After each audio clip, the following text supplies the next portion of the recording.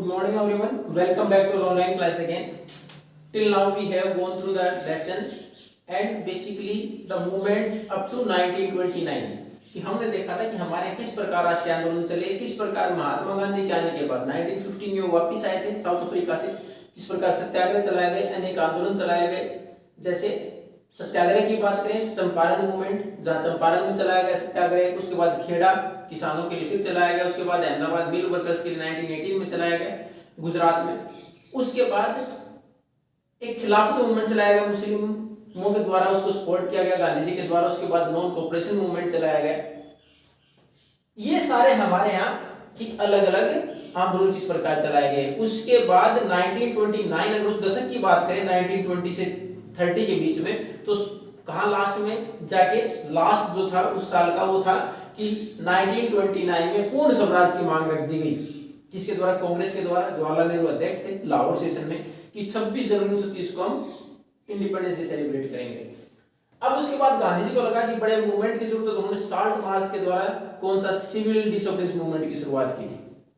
अब हम पढ़ेंगे कि उसके बाद के आंदोलन या किस प्रकार आगे देश में मूवमेंट बढ़े और किस प्रकार देश आजाद हुआ। तो फिर quit India movement and later, quit India movement Bharat छोड़ो आंदोलन एंड लेटर, उसके बाद क्या कुछ परिस्थितियां रही। तो जैसे हमने देखा था कि जब फर्स्ट वर्ल्ड वॉर के बाद कुछ स्थितियां नहीं बदली भारत के लिए, सेकंड वर्ल्ड वॉर में फिर हमने समर्थन किया ब्रिटिशर्स का। क्यों?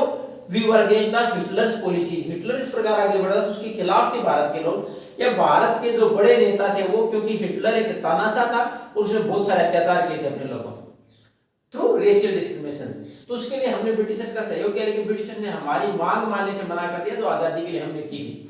फिर उसके बाद 1942 में गांधी जी ने नए आंदोलन की घोषणा की, क्विट इंडिया मूवमेंट, कि भारत छोड़ो आंदोलन। ब्रिटिश को बोला गया कि अब आप लोगों को यहाँ से भारत छोड़ना होगा, और उन्होंने लोगों के लिए एक नारा दिया, slogan was given to the people, do and die, कि करो या मरो। यानी इस भारत को आजाद कराने के प्रयास में चाहे हम अपने प्राण त्याग दें, लेकिन अब हमें देश को आजाद कराना है, डू एंड डाई। लेकिन इसमें भी उन्होंने एक चीज जोड़ी, नॉन वायलेंट मेथड, कि हम नॉन वायलेंट मेथड से ही आंदोलन को आगे चलाएंगे। और इस आंदोलन में सबसे ज्यादा भाग लिया किसानों ने, और जो युवा थे जिन्होंने स्कूल और कॉलेज छोड़े थे उन लोगों ने महत्वपूर्ण भूमिका निभाई। अब उसके बाद गांधी तो हालांकि नॉन वायलेंट मेथड का इस्तेमाल किया था, लेकिन धीरे धीरे भीड़ है वो जब एजिटेशन या मूवमेंट में इस प्रकार आगे भीड़ इकट्ठी हुई, तो कुछ इस प्रकार के वायलेंट मेथड भी अपनाए गए। जैसे जो गवर्नमेंट सिंबल्स थे, जैसे पोस्ट ऑफिस है, रेलवे स्टेशन है, पुलिस स्टेशन है, इनके ऊपर अटैक किया गया, इनकी बिल्डिंगों को तोड़ा गया। जो गवर्नमेंट के सिंबल थे, सरकार को रिप्रेजेंट करने वाले जो सिंबल थे, प्रतीक थे, उनके ऊपर अटैक कर दिया गया।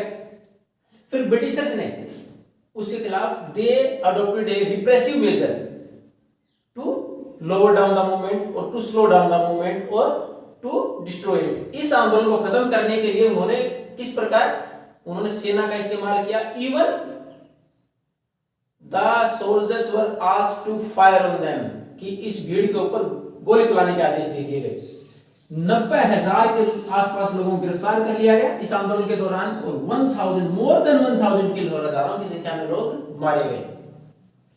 अब इसी दौरान जैसे हम सब आगे बढ़ रहे थे इंडिपेंडेंस के लिए, कि स्वतंत्रता के लिए हम मांग कर रहे थे, लेकिन 1940 में मुस्लिम लीग ने पहले तो इंडिपेंडेंट स्टेट्स की मांग कर दी।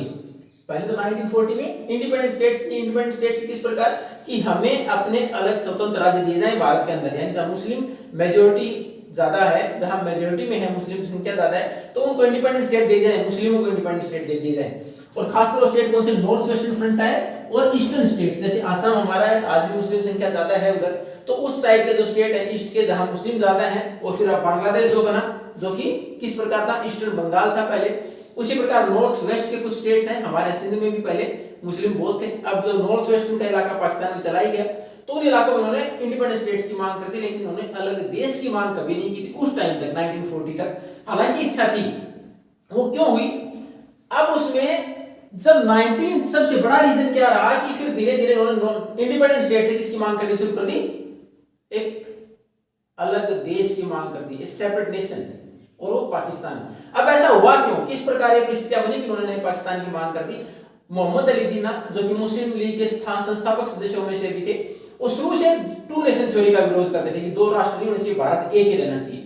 लेकिन धीरे धीरे परिस्थितियां कैसी बनी, लास्ट में उन्होंने मांग करनी शुरू कर दी अलग पाकिस्तान हो, कि जब हमारे यहाँ तो कुछ एक हिंदू ग्रुप ऐसे थे जो कि पूरी तरह से मुस्लिमों के खिलाफ थे, जैसे हिंदू महासभा।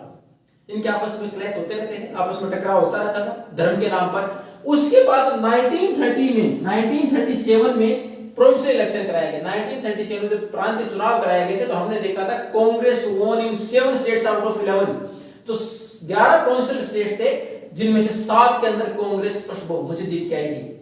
अब उसके बाद मुस्लिम लीग ने मांग की कि we are going to make the government united, कि हमें मिलकर सरकार बनानी चाहिए, coalition government should be there by including Muslims also, कि मुस्लिमों को भी शामिल किया जाए। लेकिन कांग्रेस ने मना कर दिया। तो अब इनको अनसर्टेनिटी लग रही थी मुस्लिमों को कि आज हमारी हालत ये है, जब देश आजाद है, तो आजाद होने के बाद भी हो सकता है हमारे साथ ऐसा ही व्यवहार हो सकता है हम रिप्रेजेंट कर ही नहीं पाए अपने आप को देश के अंदर। तो फिर उन्होंने अलग मुस्लिम राष्ट्र की मांग कर, जिसका नाम पाकिस्तान। अब फिर 1946 की अगर स्थिति की बात करें तो इस दौरान हमारे यहाँ मार्च में ब्रिटिश गवर्नमेंट के द्वारा एक मिशन, कैबिनेट मिशन भेजा गया। मार्च में उसकी तैयारी की थी, हालांकि हमारे जून में आया था कैबिनेट मिशन। तो उसने आने के बाद भारत में ये परिस्थितियां देखी, क्या देश की परिस्थितियां हैं, किस प्रकार देश को आजाद करना है या फिर किस प्रकार की परिस्थितियां आगे रह सकती हैं। उन्होंने कांग्रेस से, मुस्लिम लीग से, बाकी संगठन से भी बात की। उसमें इन्होंने जो मिशन ने जो सुझाव दिया था उसमें ये दिया था कि भारत एक ही रहना चाहिए, इट मस्ट बी यूनाइटेड।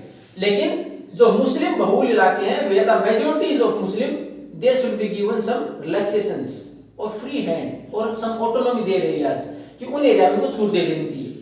लेकिन इसके कुछ प्रोविजन ऐसे जिस पर ना हिंदू सहमत हुए ना मुस्लिम सहमत हुए धर्म के नाम पर। और अल्टीमेटली एक मुस्लिम लीग की जो डिमांड थी सेपरेट पाकिस्तान की, वो उस पर अडिग रहे। अब जैसे ही ये सुझाव दिया गया था कैबिनेट मिशन के जाने के बाद, जब इसको नहीं माना गया तो उसके बाद मुस्लिम लीग ने घोषणा की डायरेक्ट एक्शन डे 16 अगस्त 1946 कि 16 अगस्त 1946 को हम डायरेक्ट एक्शन डे के तौर पर मनाएंगे। एक मास मूवमेंट होगा, बड़ा आंदोलन चलाया जाएगा, किस लिए? अलग पाकिस्तान की मांग लेकर के। अब हुआ क्या, इसमें बहुत सारे लोगों ने इस प्रकार जब आंदोलन चलाया, बहुत भीड़ इकट्ठी हुई, तो वायलेंट क्लैशेस वर देयर, आपस में हिंसात्मक गतिविधियां हुई, उसमें लाखों लोग मारे गए, महिलाओं के साथ अत्याचार हुए। और अल्टीमेटली जैसा कि पहले भारत में किसी की इच्छा नहीं थी, अलग पाकिस्तान बनाना पड़ा। क्यों? क्योंकि उस टाइम पर इतना सारा जब वो किया गया, इतने सारे लोगों को मारा गया, लाखों की संख्या में लोग मारे गए, उसके साथ वो लोग जिनको अपने घर छोड़ने पड़े और दूसरी जगह एलियन की नई जगह, जो पाकिस्तान में रहने वाला, उस इलाके में रहने वाला व्यक्ति था, उसको भारत में आना पड़ा। अगर वो धर्म के अनुसार हिंदू था तो यहाँ के लोगों को, बहुत सारे लोगों को उधर जाना पड़ा, तो उनके लिए बिल्कुल नई जगह थी। दे बिकेम रिफ्यूजीज, वो शरणार्थी बन के रह गए और अल्टीमेटली अलग पाकिस्तान का निर्माण करना पड़ा। क्योंकि हमारे यहाँ मार्च 1947 तक स्थितियां बहुत ज्यादा खराब हो गई।